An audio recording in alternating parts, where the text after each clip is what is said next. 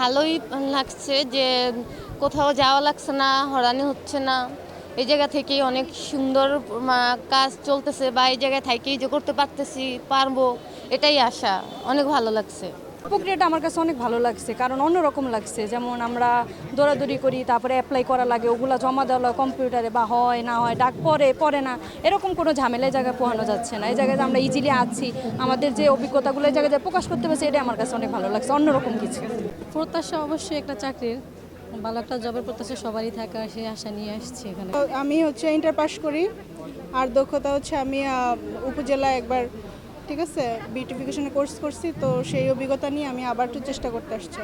আমার কাছে ভালো লাগছে এখানে চাকরি, মানে আগে ঢাকা যাইতাম বরিশাল, অনেক দূর যাই চাকরির জন্য, অনেক কষ্ট করা লাগতো, কিন্তু এখন কষ্ট হইতেছে না। এখন আমাদের ভোলাতেই চাকরি নিতেছে, চাকরির মেলা হইতেছে, খুবই ভালো লাগতেছে। সহজে আমরা সিভিগুলো জমা দিতে পারছি।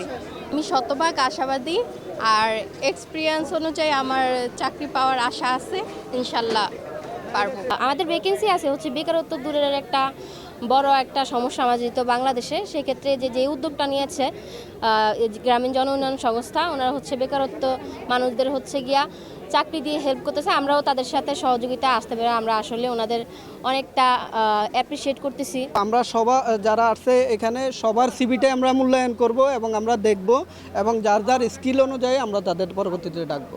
যে আপনারা সবাই অবগত আছেন যে গ্রামীণ জন উন্নয়ন সংস্থা দীর্ঘদিন যাবৎ ইয়াং জেনারেশনের কর্মসংস্থানের জন্য কাজ করছে। তার ধারাবাহিকতায় আমাদের রেস প্রকল্পের আওতায় আমরা আজকের এই জব ফেয়ারটা করেছি। এখানে আমাদের মূল লক্ষ্যই হলো আমাদের যারা শিক্ষিত, অর্ধশিক্ষিত আছে, ফ্রেশ, যাদের কোনো কর্ম অভিজ্ঞতা নাই, তাদেরকে কাজ পাইয়ে দেওয়া, জব পাইয়ে দেওয়া।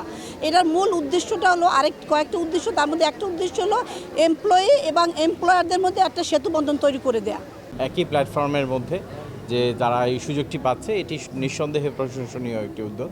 তো এই ধরনের উদ্যোগকে আমরা স্বাগত জানাই, এবং পাশাপাশি জেজুস করেছে এবং অন্যান্য প্রতিষ্ঠানও যাতে এরকমভাবে এগিয়ে আসে, সে বিষয়ে আমরা সামনের দিকে দেখব।